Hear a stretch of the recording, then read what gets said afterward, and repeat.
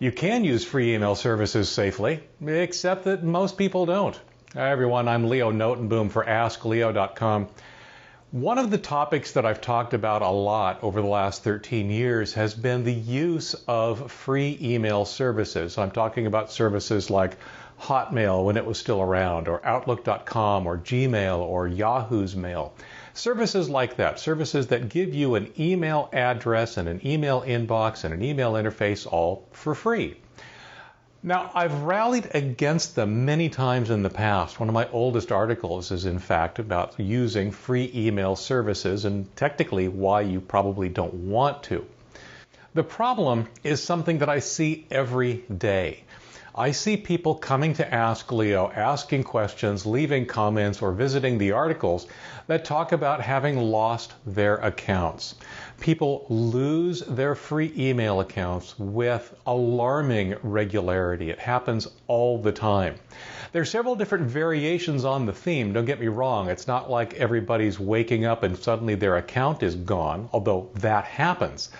But also we're finding scenarios, particularly with Hotmail these days, where simply traveling out of the country can cause you to completely lose access to your email account, at least while you're gone, and possibly forever. It's really, really dangerous to rely so heavily on a free email account. So why is it so dangerous? Well, number one is actually very simple. There is no customer support. None whatsoever. Even if there are support forums where you get an opportunity to interact with other users of the service, one of the things you'll quickly find is that there is very limited interaction with the people who support or actually represent the service you're using, if any at all. And most of those are limited to very what I'll call canned responses. Certainly not a hand-holding kind of support that you might really want when you're in a desperate situation trying to gain access to your email. The single most important thing you need to remember about free email accounts is that you are completely and totally on your own. There is no support. There is no customer support. Anything that comes close to it is basically should be seen as something that's very, very lucky. You're very, very lucky to get any kind of help with free online email accounts. And when you think about it, it makes sense. I mean, they're providing a service to you for free. They're getting some revenue, obviously, from the advertising and other things they get to do with it. But customer support, good customer support, is really, really expensive. And therefore, they simply can't provide it with free email accounts. Instead, they provide knowledge bases and discussion forums and so forth, which, when you're in a pinch, when you've lost access to your email account, are pretty close to being useless. So, no customer support. Number two, free email accounts have long been targets for hackers. They love to get people's email accounts, their online free accounts, because they know there's not going to be any customer support. Once they've hacked a free account, they've probably hacked it forever. You're not going to get it back. They love to do that for a couple of different reasons. The most interesting one is that by hacking your free email account, they now have access to your address book. Not only can they start sending spam to your address book, an address book full of people that they know are actual valid email addresses, but they can make it look like it comes from you. I'm sure we've all seen occasional emails that look like they came from our friends and actually came from their email address and have something like a single link to look at this, and you end up at some kind of malicious or spammy website. Your friend's email account has been hacked. Chances are they're not going to get it back. Chances are you may end up clicking on that link because you think it was from them, and that's exactly what the spammers want when they hack somebody's free email account. It turns out, especially because of the security measures that have been put into place specifically to make it harder for accounts to be hacked, those same security measures can prevent you from gaining access to your own account if something changes, like your location. One of the recent, when by recent I'll say within the last year or two, common threads that I get from people is people who are traveling overseas. And because they're traveling overseas, Hotmail, Outlook.com decides that, well, you don't usually log in from this other country. Therefore, in order to confirm that it's really you, we're going to ask you a couple of additional security questions, or we're going to send a security code to the phone you've set up. The problem, of course, is that many of those questions we don't remember the answers to, but particularly when we're using a phone as a second authentication mechanism, this is not two-factor authentication, this is just a second layer of authentication. Those phones often don't work while we're overseas. We may not even have them with us. So if Outlook.com decides to text you a code that you need to then present in order to be able to log in, you won't get the code, and there's no way for you to get the code. Even alternate email addresses, which is another way of confirming that you are who you are and are in fact entitled to log into that account, can often be thwarted by the same problem. You can't log into account A, so it sends your confirmation notice to account B.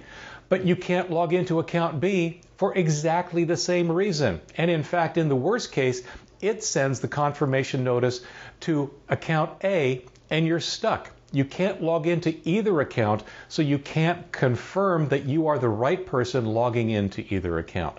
It gets very messy very quickly, and more importantly, really frustrating because there is no solution. You can't do that. The problem is there is no customer support. Nobody's going to take your phone call. Nobody's going to help you recover access to your account, whether it's because you're traveling or whether it's because your account has actually truly been hacked. Free accounts just don't come with that kind of safety net. So, what should you do? I did say you can use them safely. Here are the things that most people don't do. And I really, really want you not to be most people. First off, and you know this was coming, right? Back up your email and your contacts. Do it regularly. There's any number of different ways to do it. My favorite for email is to actually run an IMAP client like Thunderbird or Outlook on your PC. Have it download your email every so often. You don't have to use it for anything else. Just have it configured to download your email from your free online email account. They all support that kind of access these days. I run Thunderbird once a week. I just let it download all the email from my free online email accounts, and all of a sudden I've got all the email. Contacts are a different story. It's something that still you have to do manually, and that's something I actually set up a reminder to do myself once a month. Second, set up as much recovery information with the account as you can. That could be alternate email addresses, that could be mobile numbers to get a text message, it could be a landline to get a voice message, it could be any number of different techniques that the different email providers use to actually be able to authenticate that you are who you say you are if there's ever any question. Now, as I pointed out, two things happen here that are causing people a lot of trouble. One is not all of the recovery mechanisms actually work in all situations. For example, when you're traveling. A very safe thing to do, a very important thing to do if you travel frequently, you need an alternate email address on a completely different service that you still have access to no matter where you happen to be. If you use text messaging or phone number kind of verification, make sure that whatever it is you're using will work when you're traveling. Most importantly, in fact, the single most important thing that people consistently fail to do is keep the recovery information up to date. I hear frequently from people who have lost access to their account because it's configured to use a mobile number that they no longer have, or it's configured to use an email address that they let expire. So make sure that the recovery information is not only set, but that it's also kept up to date as life changes.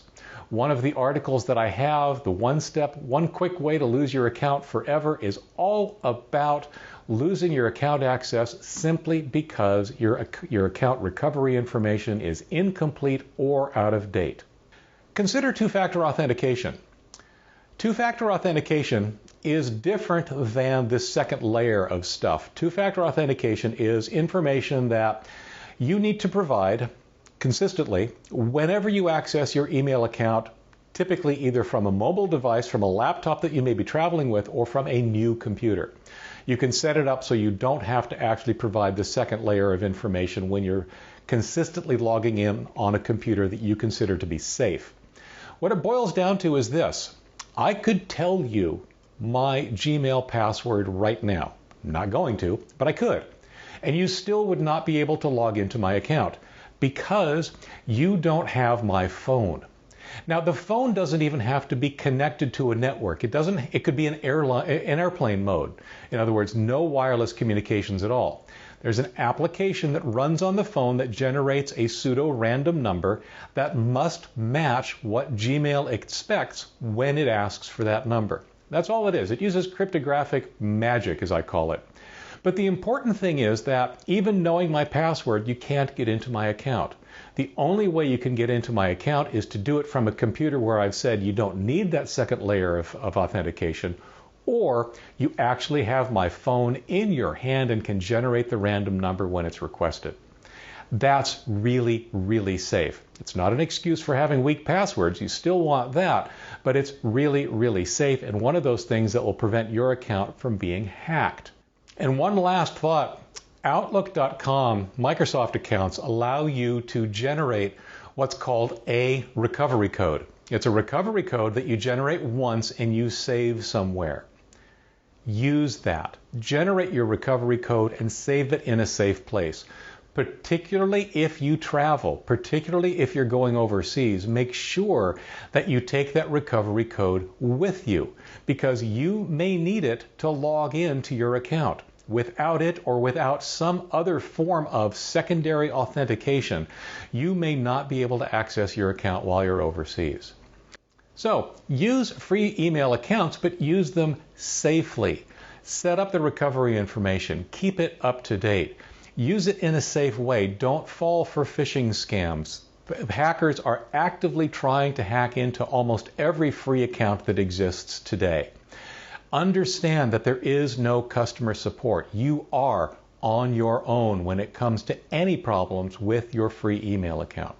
And if all of that sounds too much, if that's not something that you're willing to tolerate or willing to accept, don't expect the free email providers to change.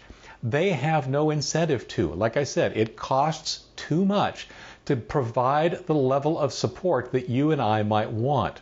Instead, if that's something that you feel needs to change, switch to a different account. Switch to a paid account. Use your ISP's account. There are other email providers out there that actually do have live support, real support, that can help you in a situation where you might need it. So that's what I'm suggesting. Use free email accounts, but be careful to use them very, very safely. Take those extra steps. As always, I'd love to hear what you think. This is one of those issues that's been an issue for as long as I've been doing Ask Leo. I'd love to hear if you have additional ideas to help make free email accounts more useful, more secure, less of a risk as people do use them by the millions every day. As always, here's the link to this article up on AskLeo.com. Visit there, leave a comment, let me know what you think, let me know what you do with your free email account. Until next week, I'm Leo Notenboom for AskLeo.com. And of course, remember, stay safe, have fun, and don't forget to back up. Take care, everyone.